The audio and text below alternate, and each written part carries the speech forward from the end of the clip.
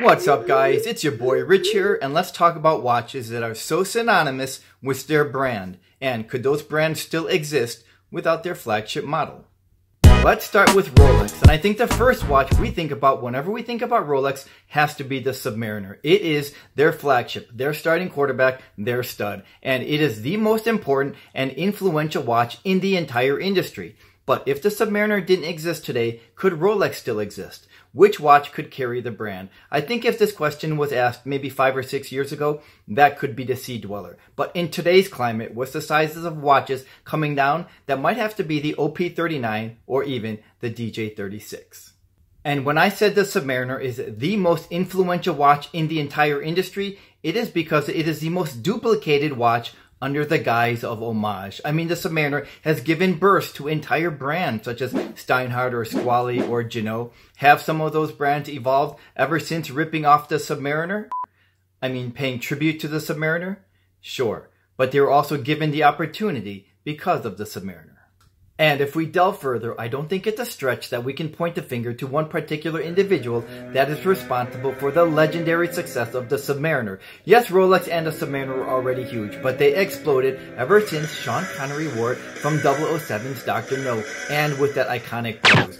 Sales and popularity of the Submariner just skyrocketed ever since that film, and I don't think there is any celebrity that has done more for a watch than Sean Connery. Yes, of course. Or what about Omega? I still think the Speedmaster in all its versions is still their flagship, their starting quarterback. But I also think the Seamaster in all its versions could continue to carry their torch. And I think Daniel Craig did a fantastic job in representing the Seamaster. And I think the only other Bond who did just as good of a job was Pierce Brosnan. But I also think in Omega's case, they kind of carry some irrelevant brands, such as the DeVille and the Constellation. I mean, the Constellation had its prime, I would say, during the late 70s, all of the 80s, and into the early 90s, where arguably the Constellation could have been considered their flagship before the Speedmaster took over. Yet Omega continues to carry these obsolete brands in their portfolio. Or what about Jaeger-LeCoultre and their flagship, the Reverso? Well, maybe perhaps their master compressor can continue to take over. Or Audemars Piguet and their Royal Oak.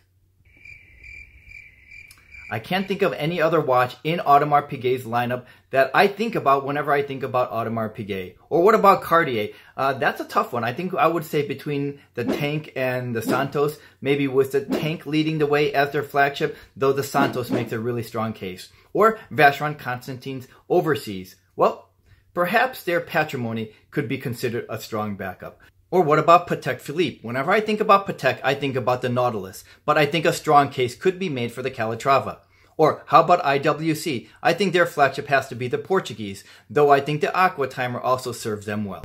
And I think there is one particular brand that does it more effectively than everyone else when it comes to having more than 1 or 2 bestsellers. And that brand has to go to Seiko. I mean, Seiko has seemingly a watch for every price category. So coming up with a series that is synonymous for Seiko is going to be challenging because opinions will vary greatly among Seiko fans. But I think it's fair to say that SNKs or SKXs or even Prospects are great representations of Seiko. Even the least expensive Seiko model seems to make Seiko fans happy, and they have a lot of fans. Within the United States, the Seiko brand is not considered a luxury brand. But outside of the United States, the Seiko brand is considered one of the most luxurious brands. Seiko is a timeless and beloved brand, and for good reason. Seiko does a perfect job at avoiding being pigeonholed as a 1 or 2 watch brand. So if Seiko can do it, why can't the Swiss industry do it? Who has the experience, the equipment, and the manpower? Well, for one thing, the Swiss industry is very conservative. Could they learn from Seiko? They could. They should. Thanks for joining me, and I'll see you the next time. The real cost for the Swiss industry in making a new watch is not in producing the watch itself, but in the marketing. But I also think the Seaspur could take... the Seamaster. Or what about Hublot? They're basically all the Big Bang.